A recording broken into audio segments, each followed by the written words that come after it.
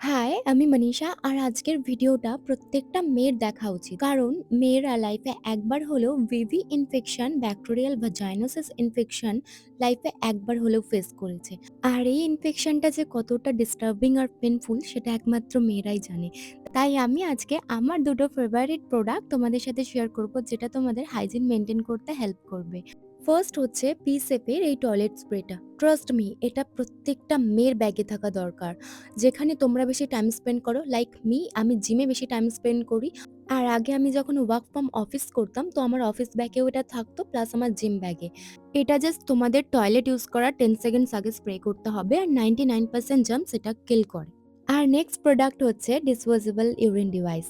এটাও ভীষণ হেল্পফুল একটা প্রোডাক্ট। এটা যখন তোমরা ট্রেনে ট্রাভেল করবে, যেখানে পাবলিক টয়লেট একদমই জাস্ট অ্যাভয়েডেবল, সেখানে তোমরা এটা ইউজ করতে পারো। আর এই প্রোডাক্টগুলো ইউজ করে সত্যি আমরা ইনফেকশন থেকে অনেকটাই নিজেকে সেফ রাখতে পারি।